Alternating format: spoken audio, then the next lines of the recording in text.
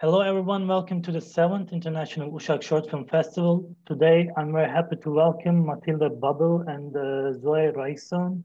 They're going to talk about their film Cell 364, which is selected for official screening. So ladies, how are you and how do you feel? Yeah, good. Yes, so to answer the first question, so the first question is like how we decided to tell this story. So yeah, this story is about this former prisoner who was in jail in the Stasi time, you know, yeah, in East Germany. And how we decided to do this movie is because it was we made it last year, and last year it was the 30 years of the 30th anniversary of the fall of the wall of Berlin. And so we started to, I don't know, we wanted to do something about this period, and then we had the idea to make a film about this topic. And yeah, then we contacted the jail, and they introduced us to this character, and this is how we met him. And yeah. So the character wasn't the acquaintance of you? No. Okay. But actually we met, we did also a radio documentary of 1 hour for the Belgian radio channel. And it was 4 episodes about also this topic of like East Germany. And one of the characters, it was Hans. It was the same character of the film. And we found him really, his story really interesting and very also visually interesting. So we thought also to do like a short film about this character, which was originally in this radio documentary. You met him during that time? Yeah, exactly. Yeah, okay. For that project. Thank you. And because it was the 30 years of the fall of the wall. And also that's why, you know, as we said, it was initially a radio project. So that's why as well the film has a kind of radiophonic style, in the sense that originally we wanted just to do a radio documentary. And then we decided to make a film out of it and taking pictures and filming. So that's why it's a kind of hybrid format, yeah, between video and radio. So yeah, that's that's why. And what kind of preparation process did you go through with the character while preparing for the film? Could you tell about this process?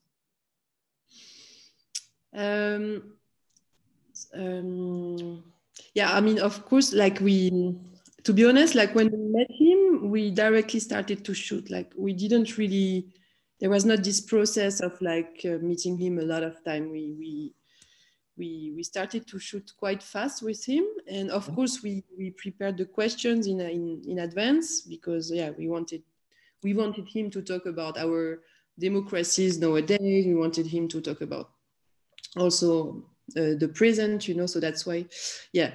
But it was quite surprising because it was we didn't need to ask so many questions. Actually, it was very, how to say, like very comfortable to talk about his experience. And yeah, he was willing to share his experience with us, and also because he's also a guide in this jail. So it's also important for him to share and to let people know what happened in this jail. So, and the character's narrative was very fluent. I'm very curious about this part. I mean, was the text simplified by sticking to the character's original narratives and based on what he told, or was it in the form of questions and answers during your shooting?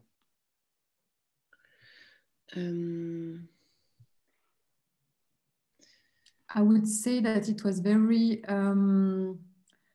so of course we reconstructed then during the editing, you know, like, so we shot like several hours with him, and we met him a few times, but the whole process was like, you know, like taking pictures. It was a mix of like, yeah, pictures and videos. So while, you know, discussing with him, we also did the pictures. And then during the editing, we kind of like reassembled the whole things.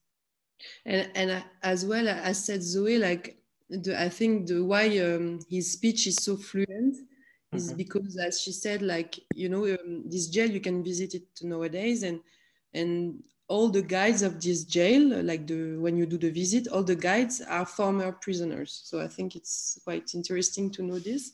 And so he's kind of used to tell his story, like I think I also like many times. Yeah, I got it. Thank you. And the language of the film consists of photographs. What was the reason for you to choose this style? Zoé, tu veux répondre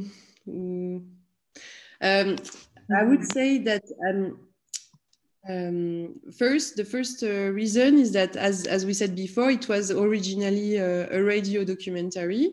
So we use much more the voice as, how to say, like as a narrative than the footage itself.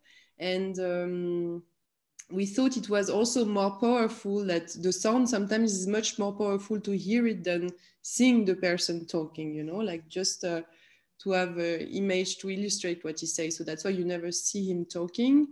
And also because we love photography, me and Zoe, and we thought it was also efficient way of describing the story and not necessarily films only. Not showing everything. Yes, exactly. Yeah. And leaving also enough place for imagination and not showing, you know, in an illustrative way everything that he's saying. And also this fragmented way to mix kind of like pictures, photography and videos. It was also a way to reflect a bit this fragmented memory of Germany also. Thank you. And I think what would be interesting also to know is that the character was very worried about nowadays. He was like, with the control society that is appearing more and more in our societies, you know, like the cameras and all the surveillance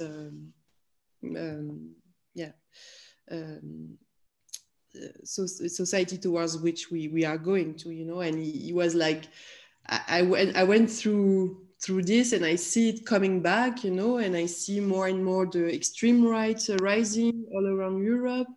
And I thought that people would learn from the past, and I'm not dead yet, and it's coming back, you know. So that's why for us it was not only to do a film about a certain period in the time, but as well to reflect it to nowadays, you know, like to it's a message of like we hoped as well to have impact on nowadays as well.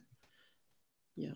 And the character's voice sounded very calm.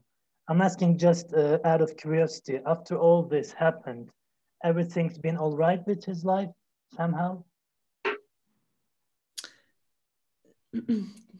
You want to answer, Zoe? Yeah, well, I mean, he previously, before being in prison, in jail, he studied as a physician, and he worked as a physician. And after his passage in jail, he didn't work anymore as a physician, so far that I know. So there was some impact, you know, through this experience. But he seems, how do you say? He seems like quite, that it was really like a hard experience for him, but also like very. That it helps him to see also things in a different way nowadays. And even though he's been like, you know, through like the Stasi, he's been like a prisoner of the Stasi, you know, he still believes nowadays in the socialism, which is also quite interesting. He also says that nowadays maybe the capitalism society how we know it, it's maybe not the only possible or best way to live also. Exactly, yeah. So although he went through all of this with this regime, which was communist, he's still believing in socialist, democratic socialist societies. And yeah, and this was because you tend to think that when you went through this, you can say like, I want to be in a total other society. But yeah, this is, and also there was one thing I wanted to say. Yeah, towards the trauma that you want, that the question of the trauma, he told us that like 80% of the people around him who were in jail as well, they have very, very big psychological problems. Like it's because this was really a psychological torture. Like they were alone, like totally alone for 2 years, and the aim of it was to destroy your identity, to destroy your inner being, you know. And yeah, and it, of course it made some big damages on the psychology of a lot of people on it. Yeah, of course. And may I ask if there are next projects are you guys planning? Not on my side. Yeah, I'm working as a camera woman and editor, and yeah, I'm working for projects of the others at the moment. But yeah, let's see what 2021 brings. Yeah. And on my side, it's a bit the same, like some ideas, like some beginning of projects, but nothing really clear so far. So we will see. I hope 2021 is going to be a really good year for all of us. Thank you. I hope so. And it was my last question, I guess, but is there anything you would like to add?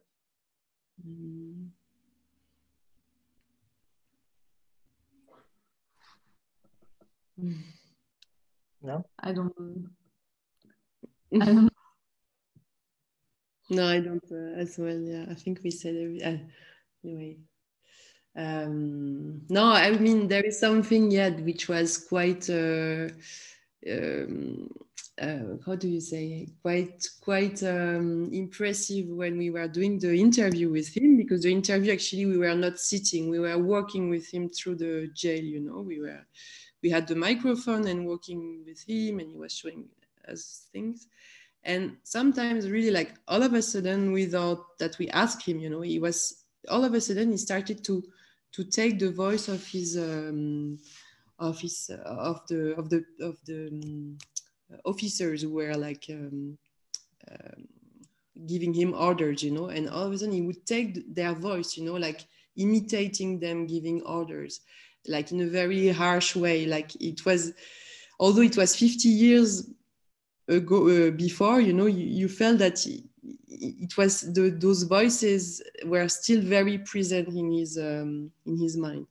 And yeah, and we were quite with Zoe at the beginning, we were a bit impressed, you know. We didn't really know how to react. And yeah, it was really making those officers alive again, you know. And yeah, it was